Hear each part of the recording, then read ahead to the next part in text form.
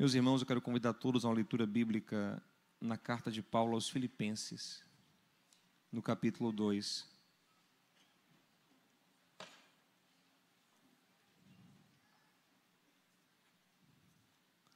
Carta de Paulo aos Filipenses, capítulo 2.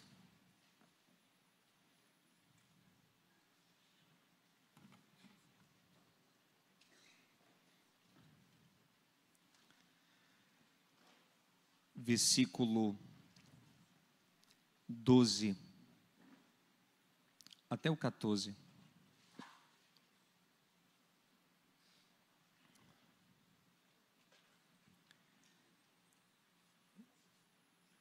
Cumprimento também a quem está acompanhando pelo YouTube. Por favor, fala de onde você está assistindo, nos comentários.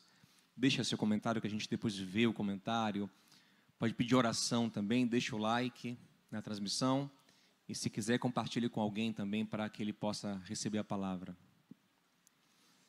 Filipenses 2:12 diz assim: Assim, meus amados, como sempre vocês obedeceram não apenas na minha presença, porém muito mais agora na minha ausência, ponham em ação a salvação de vocês com temor e tremor.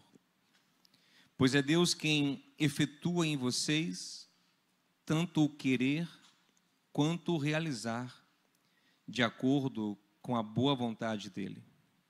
Façam tudo sem queixas, nem discussões.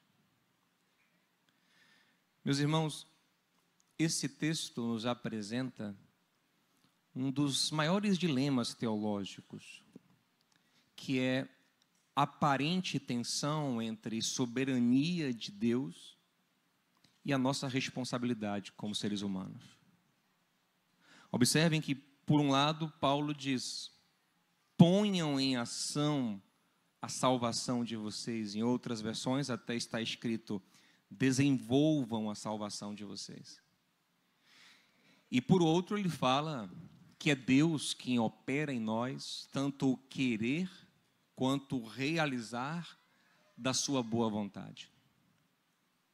E a pergunta que fica é: até onde é Deus e até onde sou eu?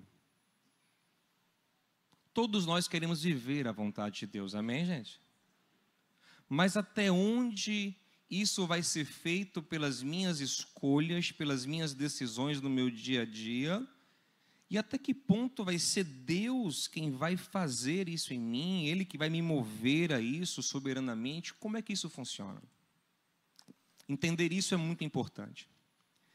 E essa semana eu estava brincando com meu filho no shopping. E naquele momento me veio uma elucidação da questão, eu acredito, um insight que me ajudou a pensar sobre isso naquele momento, e eu vou chegar lá nessa história do shopping. Antes disso, eu queria apresentar para vocês um outro problema teológico complicado, que é a soberania de Deus sobre o mal. A Bíblia nos diz que Deus é bom, e quem caminha com o Senhor sabe que Ele é bom. Entretanto, também a Bíblia nos mostra que o mal existe e que Deus é soberano sobre o mal. Por exemplo, a gente não pode negar que no livro de Jó, Satanás aparece 2 vezes para ir conversar com Deus e é recebido pelo Altíssimo. E mais, não escandalize, entenda, quem provoca o diabo para tocar em Jó é Deus. É Deus quem diz ao diabo: você viu meu servo Jó? Homem fiel, homem íntegro, homem temente a mim, homem que se desvia do mal, que não quer conta com você. Satanás é o mal personificado. É Deus quem provoca o diabo. E a gente às vezes fica: nossa, por que Deus fez isso? Por que Deus permitiu aquele sofrimento todo na vida de Jó? Só que tem um detalhe que às vezes a gente não percebe. Você percebeu a resposta que o diabo deu a Deus em Jó capítulo 1, versículo 9, se não me engano, quando Deus diz ao diabo que Jó se desvia do mal?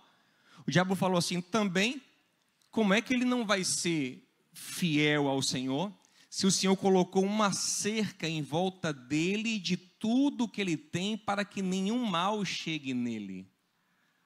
Às vezes a gente fica triste porque Deus, por um momento e por um santo propósito, até explico isso em outra pregação, o que aconteceu com Jó, quem quiser entender melhor, permitiu que o mal tocasse em Jó. Mas não atentamos que o diabo está se queixando que por muitos anos Deus nunca deixou ele encostar em Jó. Você colocou uma cerca em volta dele de tudo que ele tem. Você não me deixa tocar nele. Deus é bom, gente. E mesmo quando deixou por um período de tempo limitado e com uma ação limitada. Você vai até aqui. Você vai tocar nele até aqui. Depois, quando ele volta, agora até aqui. Mas sempre limitando o mal.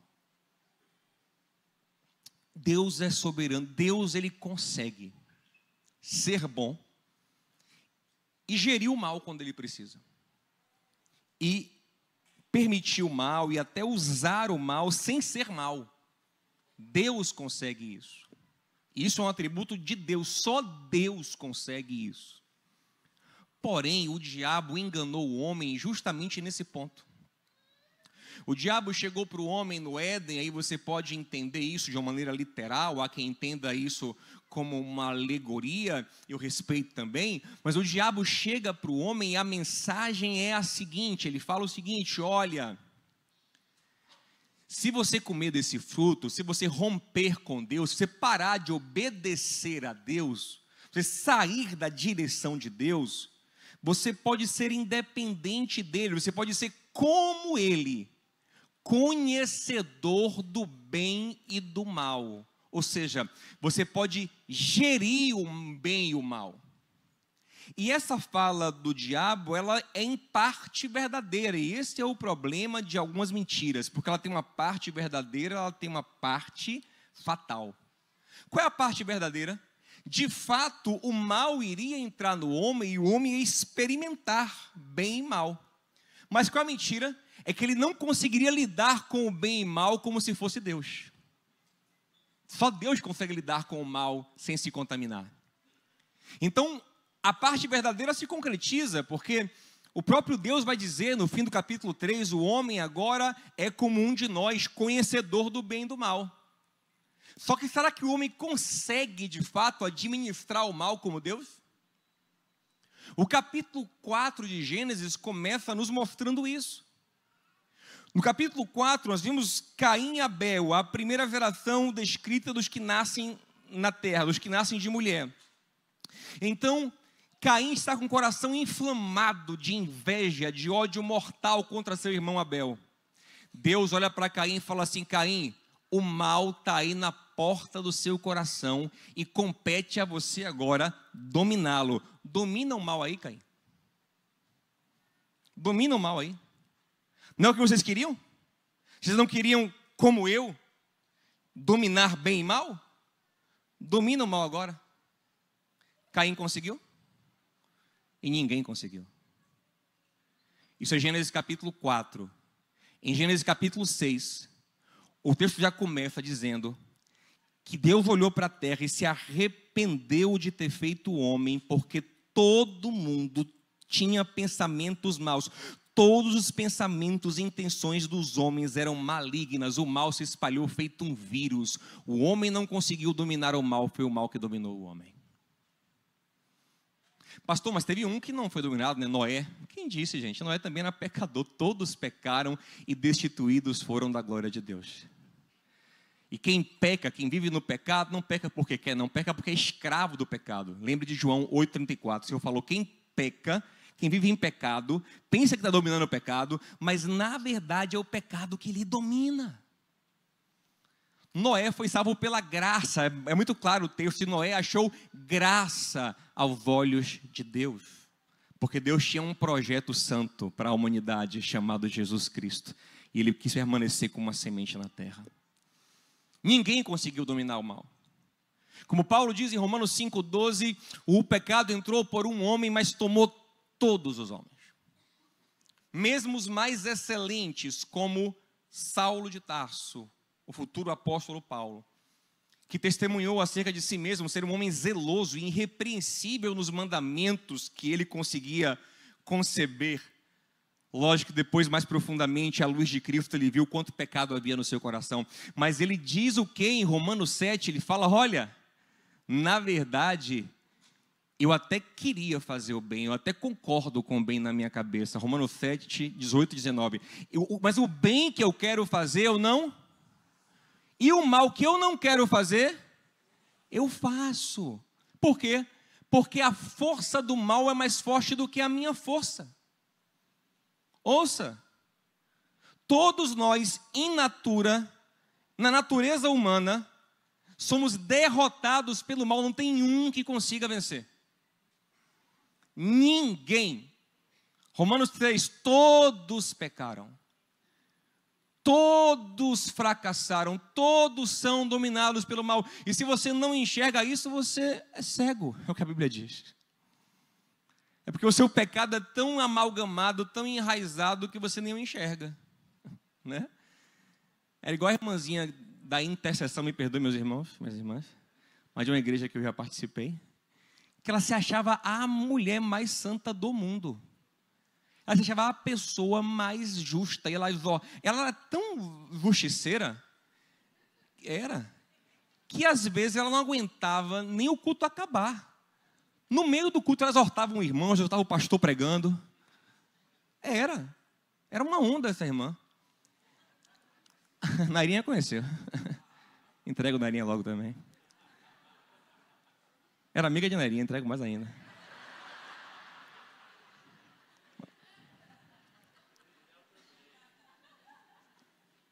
Até você ir no culto de intercessão dela. Aí você descobria o pecado dela. Ela passava o culto assim, ó. Olha, irmãos, não quero contar não, viu? Mas fulaninho falou comigo, caiu mesmo. Fofoqueira do... Rapaz. Criava uma contenda, uma fofoca na igreja mesmo, uma língua. É igual aquela história, né? Diz que uns irmãos, uns pastores, né? Fizeram um retiro para rasgar a alma, para tratar profundamente o coração. E começou um a confessar os pecados para o outro, né? E aí um falou, rapaz, eu vou confessar, rapaz, eu sou um cara agressivo. Direto no trânsito, na rua, eu explodo, eu grito, eu xingo, eu estou mal com isso, eu sou muito agressivo. Em casa eu explodo, eu grito com minha família, eu estou muito mal com isso. Aí ele confessou, amém, irmão, vamos orar por você, Deus vai te tratar. Aí outro rapaz, eu quero confessar, eu sou muito lascivo, eu vejo uma mulher, eu fico perturbado, meus olhos são pecaminosos, irmão, vamos orar por você e tal. E aí cada um confessando o seu pecado, falando suas fraquezas. Tinha um caladinho assim, ó, só assim, ó. Aí alguém disse, e você, irmão, conta, desabafa, confessa, isso é bom, para confessar e para ser sarado, né? Tiago 5, né? Confesse para ser curado. Ele falou, rapaz, não, melhor não. Depois de muito insistir, ele disse, tá bom, eu vou confessar. Meu pecado é que eu sou fofoqueiro, velho. E eu tô aqui tentado a sair daqui e contar para todo mundo, velho, o que vocês fazem.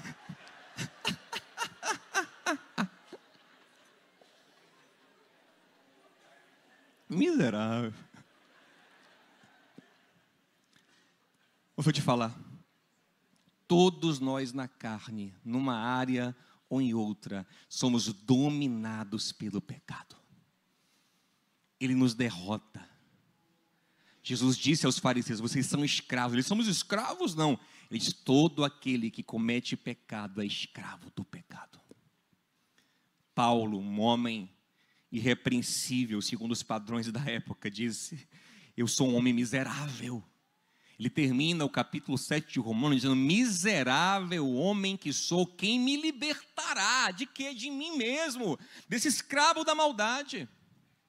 Mas graças a Deus que a carta aos Romanos não termina no capítulo 7, meus irmãos, ela avança para o capítulo 8, e o capítulo 8 começa nos dizendo que Deus nos enviou o libertador para dentro de nós. Deus nos enviou o seu Espírito, e onde o Espírito se manifesta, ele quebra a escravidão do pecado.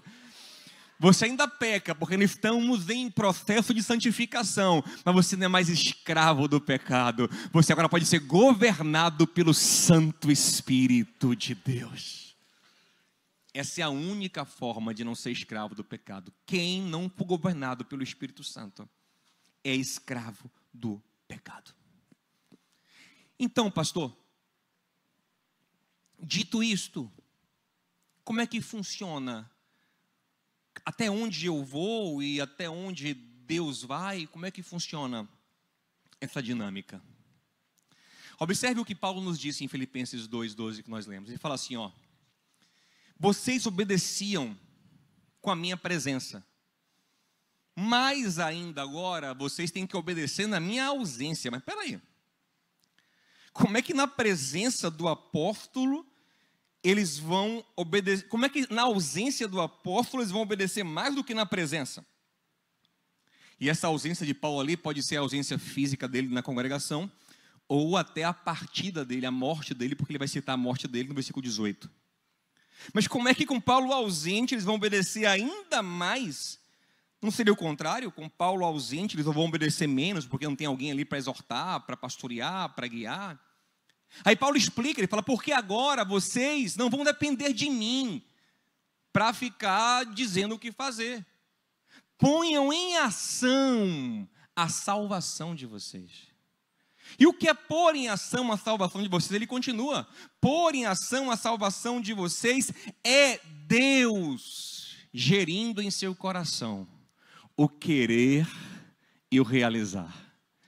Mas como, pastor? Como é que eu boto em ação e é Deus fazendo? Aí, esses dias no shopping, eu estava com o Judá e lá tem uns carrinhos que os meninos entram e ficam dirigindo, né? Olha como isso me ajudou a ilustrar essa ideia, pelo menos para mim, espero para você também. Esse carrinho tem 3 modos possíveis. Eu não sabia, eu descobri agora o terceiro modo, por isso que me deu um despertar. No primeiro modo, que é o modo que eu colocava ele quando ele era bem pequeno, é o modo onde o volante dele fica desativado. E o meu controle é pleno. Então não importa o que ele faça com o volante do carro, com o acelerador do carro, ele não me influencia em nada. Sou eu quem controlo 100% dos movimentos, da velocidade. Tem um segundo modo, que é o que eu queria colocar ele, que é um modo onde meu controle está desativado. E ele tem plenitude de direção, tanto da velocidade no acelerador, quanto no volante, e também para colocar a ré. Aí eu queria colocar esse modo, mas quando eu coloquei ele nesse modo, ele travou.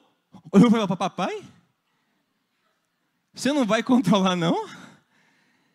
Eu disse, não filho, já chegou a hora de você ir. E eu disse, não, você controla. Aí eu disse, não tente ir. Aí, mãe, mas eu vou sem você? Aí me veio um estralo, eu perguntei para a moça, vem cá, tem como colocar ao mesmo tempo ele dirigindo e eu controlando? Ela disse, tem sim, senhor. Eu disse, opa, eureka. É sobre isso. É sobre isso. E, gente, é sobre isso a nossa relação com Deus. Perceba. Você tem sim uma capacidade de dirigir, de acelerar, de colocar sua vida para lá, de colocar sua vida para cá. Mas uma vez que você é filho de Deus, e quem é filho de Deus, Paulo diz em Romanos 8,14, tem o Espírito Santo em si, essa capacidade está submissa a um controle maior. Então, na verdade, o grande desafio é sincronizar o controle com o volante. É você estar tão alinhado, era eu estar tão alinhado com o Judá, que ele fizesse o que eu estou fazendo, ou o que eu queria fazer, que daria no mesmo. E esse é o objetivo de Deus para nós. João 15:7, Jesus disse, as minhas palavras estiverem em vós, vocês estiverem em mim, pedirei tudo o que vocês quiserem, e vos será feito. Quiserem, por quê? Porque a sua vontade é a minha vontade. Você está tão cheio da minha palavra, da minha essência, aprendeu tanto comigo, que o que você quer é o que eu quero. Então, tanto faz eu apertar aqui, como você botar para lá, a gente está sincronizado. E é isso que Deus quer para a gente. Mas chegar nesse nível é um processo de amadurecimento. A gente às vezes vai bambeando. Então, o que acontecia às vezes? Às vezes acontecia dele botar para um lado e eu botar para o outro.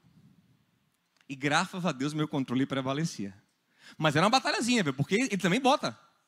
E ele tem uma forcinha dele. Ele. Aí se eu tivesse totalmente decidido a tirar ele daquilo ali, porque alguma coisa grave podia acontecer, podia atropelar alguém, podia fazer uma coisa grave, bater na vitrine, aí eu forçava mais, ele gritava, ajudar! Aí ele parava. Larga o controle, rapaz. Aí ele parava. Mas tinha hora que ele forçava para um lado, que eu de propósito, então, deixa ele agora para ele ver. Deixa ele ver como as escolhas dele têm consequências. E aí ele batia e assustava. Papai, você tem que aprender a dirigir. Você tem que ouvir seu pai. Você tem que aprender da minha natureza. Amém, gente? E é assim que vai indo a vida com Deus. Deus, deixa eu falar uma coisa. Como você é filho, eu quero te dar uma boa notícia. Deus nunca vai largar o controle. Mas às vezes, quando você fica muito teimoso, teimosa, se achando muito inteligente, muito independente, esse foi o problema que o diabo semeou no coração do homem no Éden, independência. O que é que Deus faz para te educar? Ah, você é o bonzão assim, é? Então vai, assume o controle aí, se perde aí. Eu não deixei ele se perder, porque eu acho que ele ia entrar num nível de angústia muito grande. Mas eu poderia ter feito. Quando ele teimasse assim, eu me escondia aqui um pouquinho. Ó. E Deus faz isso às vezes. Tem horas que você começa a ser muito dependente e se perde na vida. E fala, Deus, cadê o Senhor? Deus fala assim, ó. Aí Deus atrás do poste fala assim, ó. Buscar-me-eis e me achareis. Quando me buscaste de todo o vosso coração. Negócio de ficar assim, tocando a sua vida e achando que eu vou ficar quebrando seus galhos o tempo todo. Não, se volte para mim, olhe para mim, se alinhe comigo, porque a minha vontade é boa. É o que Paulo está dizendo, coloque em operação a sua salvação, que é o quê? Que é se abrir, se render completamente ao Senhor, que opera em nós o querer e o efetuar da sua boa vontade. E é interessante como Judá nele mesmo era incapaz de fazer muita coisa. Eu poderia fazer ele rodar o shopping todo com segurança. Ele, pela cabecinha dele limitada, só podia ficar ali rodando igual um peru. E a mesma coisa da gente com Deus, gente. Isaías 55, 8 e 9, o Senhor fala, os meus caminhos não são os vossos caminhos. Meus pensamentos não são de vocês, meninos. Como os céus são mais altos do que a terra, assim são os meus pensamentos e os meus caminhos mais altos do que os vossos. Se rendam a mim, que eu vou levar vocês onde vocês nem imaginam, onde vocês não são capazes. Mas a questão central é, queremos ser dependentes de fato? Será que a gente quer ser dependente, gente? Eu sei que isso é difícil, o meu sonho de vida era ser independente. Desde que eu me entendo por gente, eu já pensava em ser independente. Engraçado que está mudando um pouco. Acho que as crianças de hoje em dia estão uma figura, né? Eu falo com minha filha, não quero ser criança. Eu quero ser criança. Que coisa esquisita. Na minha época, eu queria ser adulto com 5 anos. Eu queria o mais rápido possível. Eu queria fazer um monte de coisa, inclusive pecar. Eu tinha pecados programados já. Pecados planejados. Todo um esquematizado de pecados. Quando eu fizer, eu vou pegar um carro, vou para tal lugar, eu vou fazer isso, vou para tal festa que eu nunca fui. Eu tenho várias feridas no coração tratadas já, graças a Deus. De festinhas que eu estava lá, é cada história engraçada. Mas eu dou graças a Deus porque era amor também, amém, gente? Era cuidado, era até cada história engraçada, retada. Tem uma história minha, vou contar só uma. Uma vez, eu não sei quem lembra da Pizza Hut do Hiper, sei lá o que, do Hiper, ali do Guatemi, enfim, não é mais Guatemi, não sei mais nada ali, sei lá o que é agora, mas tinha um Pizza Hut ali. E na minha época, de 10 anos de idade, se não me engano, era febre aquele negócio, era um negócio febre, e fazer festinha ali era massa, mas a festinha era basicamente o seguinte, você ia pra festinha, você aí trazia um kit de pizza, lembra um kit? Quem pegou essa festinha, gente? Ah, você também é velho, né? Aí tinha um kit de pizza, tinha umas fichas de fliperama, lembra? Street Fighter, lembra? Tá, eu gosto de no fliperama. E aí vinha um animador e ele fazer animação lá, tal. E na época tava em alta El Chan. El Chan, né? E aí vem o animador com a cordinha, né? E passa negão, passa neguinha, tá? Ah, você sabe. Aí, amigo, o auge da festinha, porque a festinha é meio sem graça, né? Só a pizzazinha, o fliperama, e esse era o auge da festinha. Meu irmão, o cara com um sonzinho assim, quando começou, passa negão, passa neguinha, meu pai levantou, foi até o radinho, disse que isso aqui é festa de crente, puf! E desligou. Meu irmão, em 5 minutos, o salão esvaziou. O menino todo no orelhão, pai vinha me buscar, pai vinha me buscar. Pai vinha me buscar, a festinha que era para durar mais 1h30, acabou em minutos. E eu fiquei assim, sentado, estatalado, comendo a pizza da Pizza Hut vegetariana, que eu lembro o sabor. E eu fiquei assim, meu Deus, eu tinha uma revolta. Não, faz isso comigo porque eu sou criança. Quando eu vou passar em todas as cordinhas que eu quiser. Eu vou comprar uma cordinha, eu vou na porta da minha casa, vai ter uma cordinha, eu vou entrar assim, eu vou entrar em casa.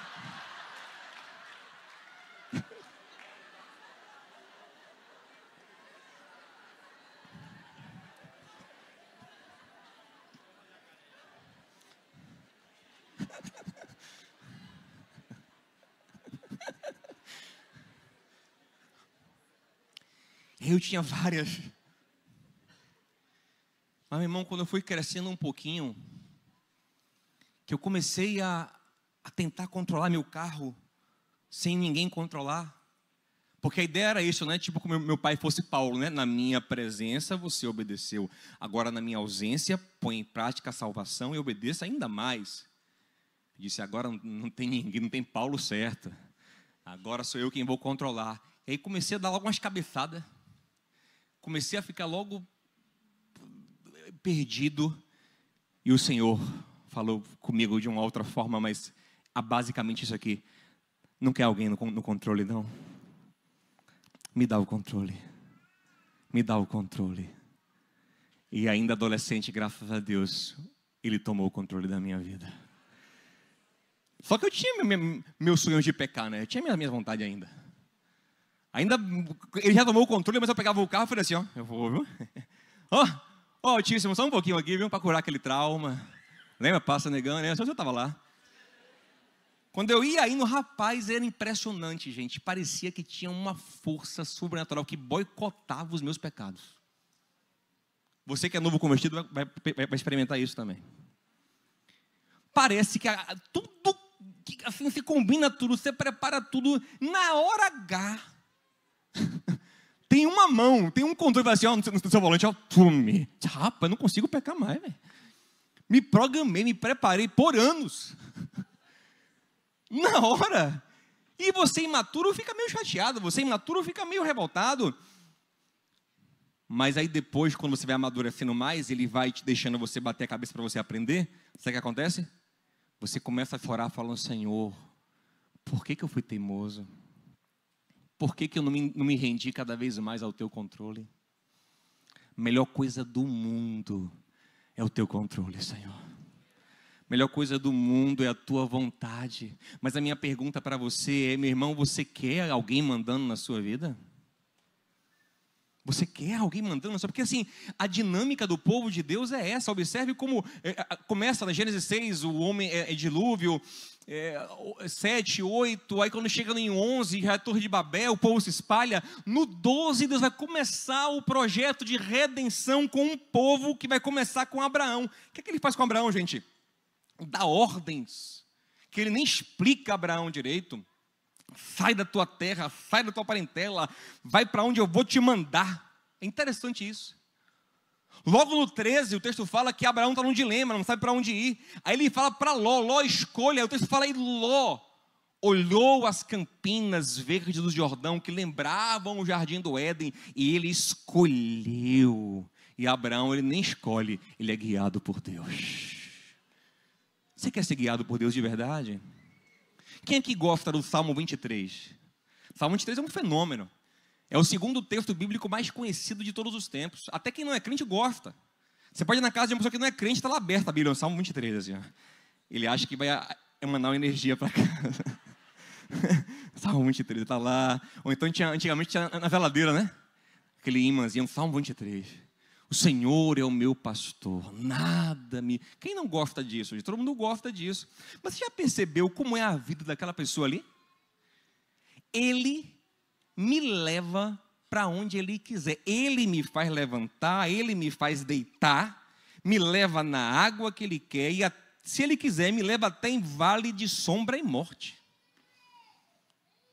A vida daquela pessoa que Deus cuida dela em tudo é a vida de uma pessoa extremamente submissa, que entregou o controle nas mãos do Senhor. É isso que você quer? Quando eu era criança, eu brincava de ser animais. Hoje em dia o pessoal brinca de ser... Meu filho brinca de ser Minecraft, meu Deus. Mas a gente brincava de ser leão, de ser... Enfim, eu nunca vi uma criança dizer, eu quero ser uma ovelha. Não, a gente dizia, quero ser um felino, quero ser um rinoceronte. Eu mesmo gostava de ser tigre, siberiano, que era chato, né? Tinha que ser um tigre diferente. As meninas diziam, eu quero ser golfinho, que é inteligente, eu quero ser... Mas eu nunca vi ninguém, só na EBD, dizer, eu quero ser ovelha. Que poder tem ovelha? Bicho lento, não tem um dente para morder direito, não tem para cabecear, não é igual o bode que é forte, é fraco, não dá todo de tronchinho. Que poder que a ovelha tem, gente.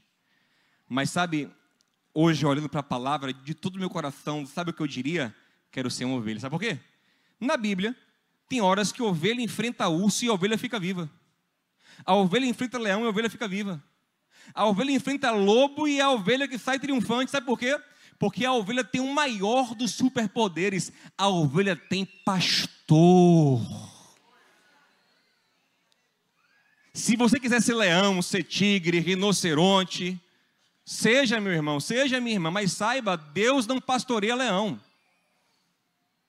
Deus não pastoreia nem bode, que é mais tirada metida, né, independente. O Senhor lhe pastoreia ovelhas. Gente submissa, gente que aprendeu a ter prazer na direção do Senhor. Sabe o que acontecia? Judá ficava me olhando assim, de vez em quando olhava, essa era a hora, porque aí eu dava a dica, para lá, esquerda, direita. Às vezes eu não precisava nem apertar, só a minha palavra guiava ele e dava certinho. E o Senhor quer te guiar pela palavra dele, pelo Espírito dele, meus irmãos. E isso é pôr em prática a salvação, é permitir que a vontade de Deus invada o nosso coração.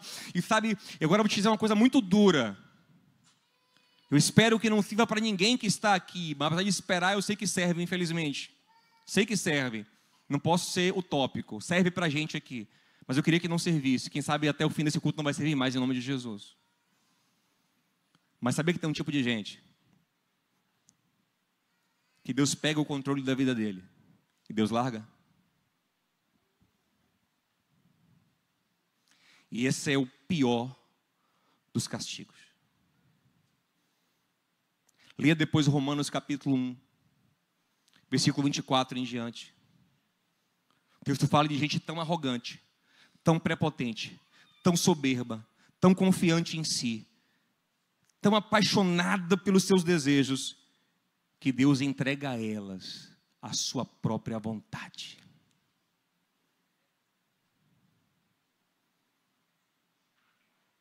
E o fim é destruição. O fim é ruína. Porque a melhor coisa que um ser humano pode fazer é como Jesus fez no Getsemane. Dizer, Pai, estou querendo botar para cá, mas não seja feita a minha vontade.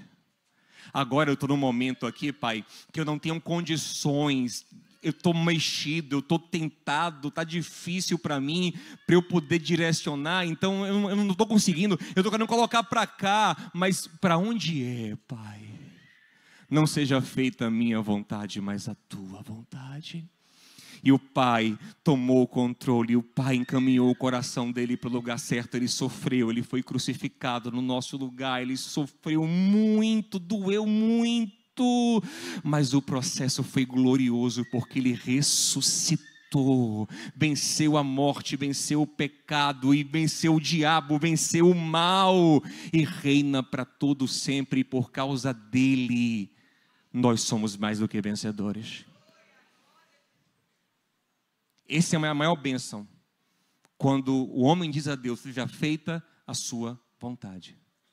Mas a pior desgraça é quando Deus diz ao homem: seja feita a sua vontade.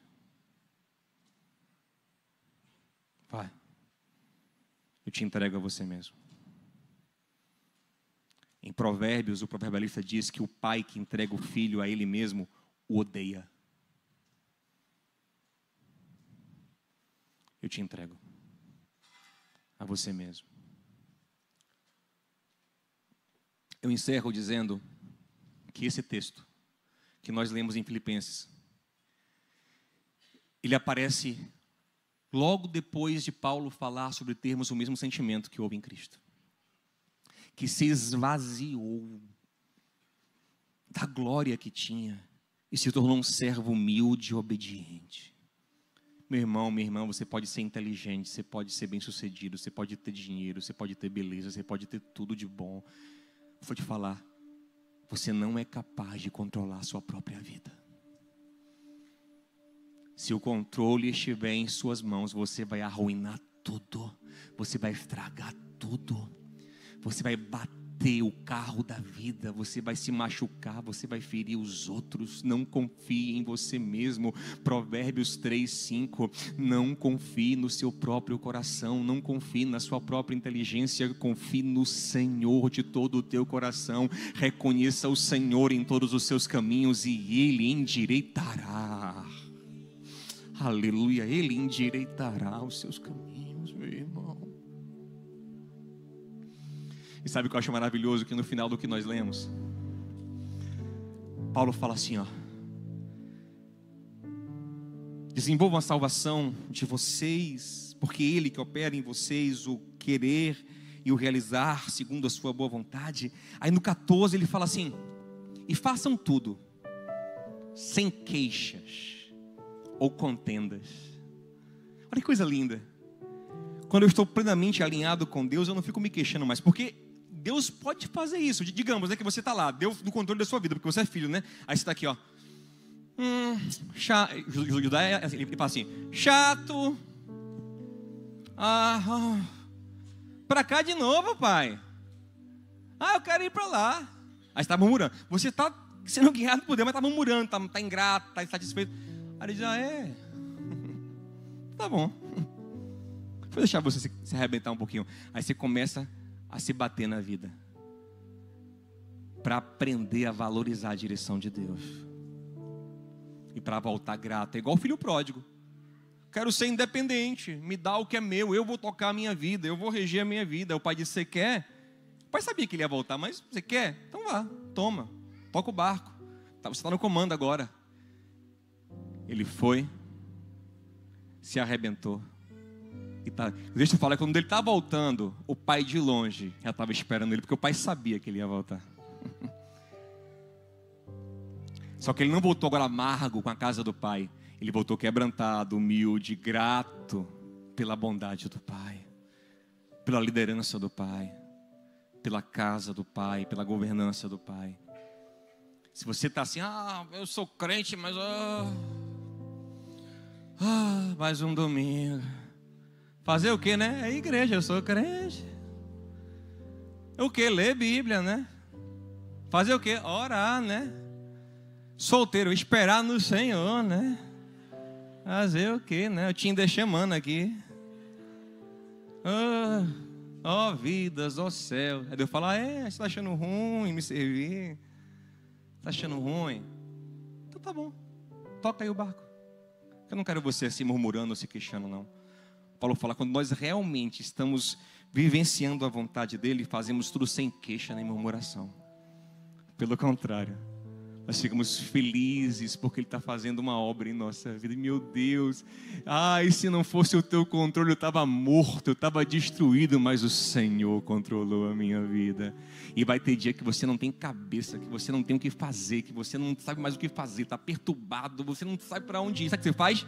Você larga o volante e fala: Senhor, eu não sei mais o que fazer. Controla totalmente a minha vida, Senhor. Controla. Aí, na hora que você bota a mão no volante de novo, enfim. Mas é bom demais ter Ele no controle.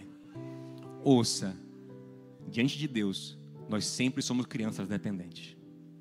Essa é a metáfora que ele usa ao final do Pai Nosso, Mateus 7, Lucas 11, ele ensina: se vocês que são maus dão coisas boas aos vossos filhos que pedem comida, o filho pede pão, pede peixe, filho que pede comida é filho pequeno. Eu também sou melhor ainda do que vocês. Eu sou bom de verdade. Ou seja, vocês têm que ser para mim como filhos que pedem comida. Já preguei sobre isso outro dia aqui. Filho pequeno. Diante de Deus nós sempre somos pequenos, dependentes. E é bom demais isso. Amém, gente? Vamos ficar em pé em nome de Jesus. Vamos orar. Vamos pedir a graça de Deus. Tem uma canção linda que os irmãos prepararam no culto das 8. Pode ser ela também agora. Essa música é muito preciosa. Fala muito sobre isso. Eu queria que você refletisse nela. Quem sabe cante ela de coração. Ore essa canção ao Senhor. Façamos dela uma oração sincera hoje. Que o Senhor nos leve ao centro da sua vontade.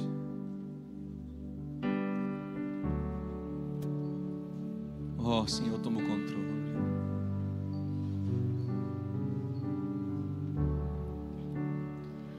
Esse é o meu respirar.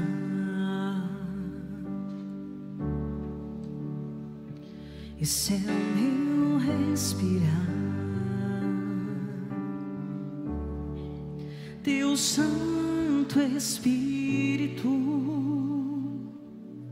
vivendo em mim. Aleluia. Aleluia. E esse é o meu pão.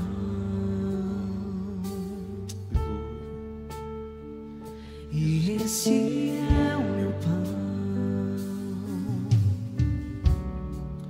Tua vontade feita em mim. E eu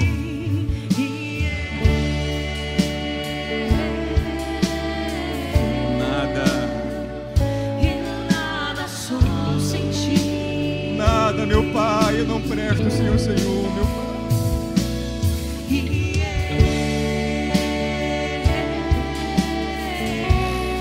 Oh, meu Pai, perdido estou sem ti.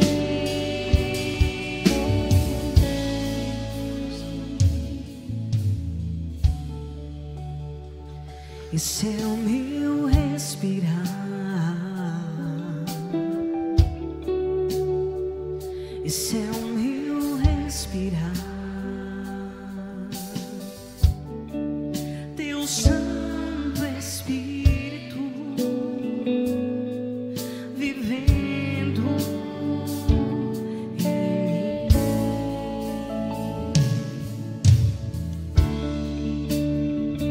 E esse é o meu pão.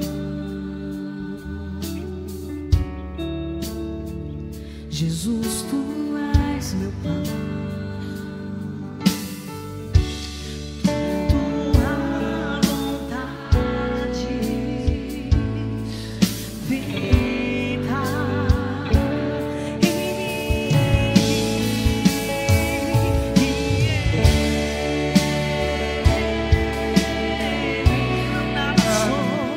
Eu nada sou sem ti.